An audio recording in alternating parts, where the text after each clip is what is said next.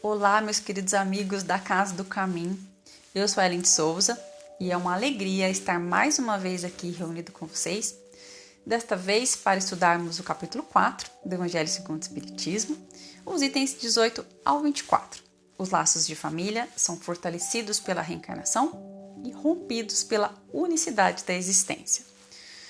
Bom, temos no nosso meio familiar espíritos que vamos encontrando não somente uma vez, mas em sucessivas reencarnações. À medida que vamos nos aproximando, vamos fortalecendo essa relação a qual deixa de ser somente uma relação sanguínea e passa a ser uma relação espiritual. Assim, diferente da crença da unicidade da existência, os espíritos nos mostram que a reencarnação ela fortalece os laços afetivos, pois proporciona esse reencontro. Se nós tivéssemos apenas uma existência, esse laço afetivo seria rompido após o desencarne. Essa crença da unicidade, ela exclui necessariamente a pré-existência da alma. Assim, muitas das situações que vivemos aqui na Terra não faria sentido nenhum.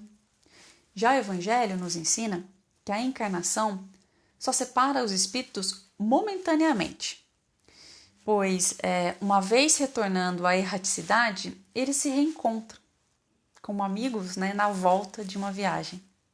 Assim, essa união aqui na Terra ela é mantida também no plano espiritual.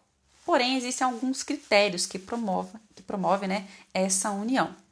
E o Evangelho ele cita alguns desses critérios, que é a afeição, simpatia e as inclinações, que são as nossas tendências.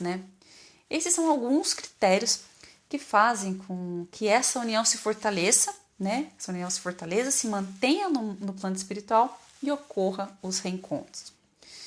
E quando nós vamos reencarnar, existe um planejamento. E os espíritos são frequentemente atraídos a esta ou aquela família por causa de simpatia ou também por ligações anteriores. Essas ligações, às vezes, pode se tratar de uma reconciliação ou ajustar algo que ficou mal resolvido em outra encarnação.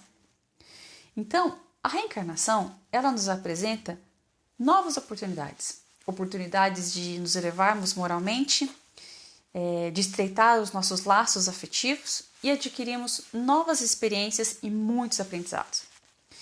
E o Kardec ele nos apresenta 4 alternativas existentes na Terra para o futuro do homem, no além, após a morte do corpo.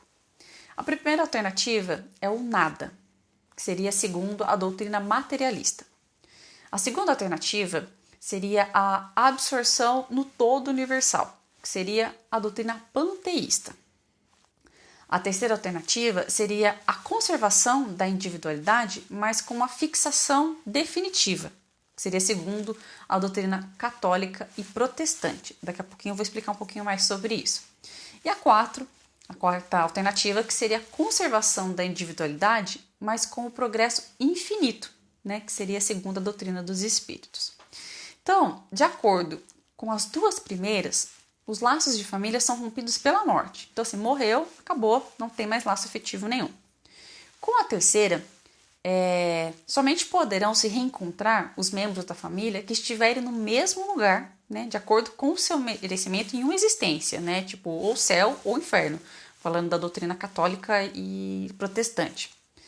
Já a quarta, que é a doutrina espírita, nos mostra a oportunidade do progresso e da evolução moral em várias existências, Agora eu vou contar para vocês uma história de um contexto familiar, Uma amiga minha tinha sérios problemas com a mãe, a ponto delas quase se agredirem.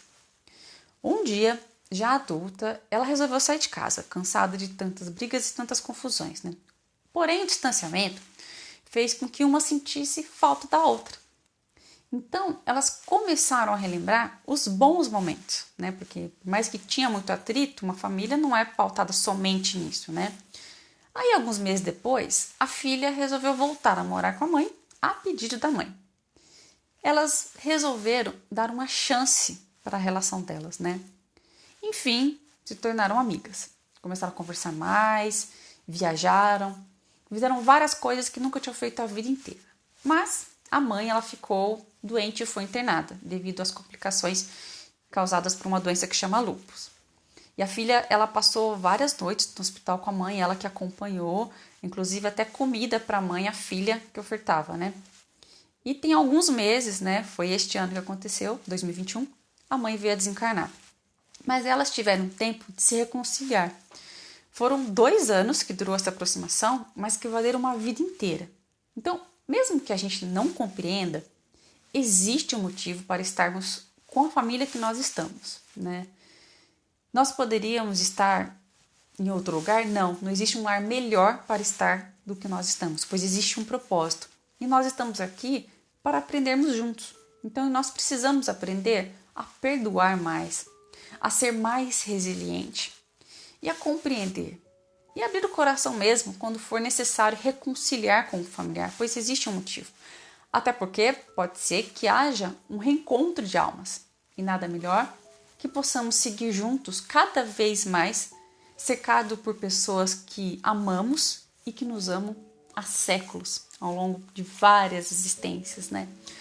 Bom, meus amigos, essa foi a minha reflexão sobre os itens estudados hoje. E compartilha com a gente aqui nos comentários, né? Quais foram as suas reflexões, quais são as suas experiências familiares e o que vocês têm aprendido com essa experiência de estar na família que vocês reencarnaram, que vocês escolheram reencarnar hoje, né? E espero que possamos juntos aí compartilhar algumas ideias e muitas outras reflexões. Muito obrigada e fiquem todos com Deus.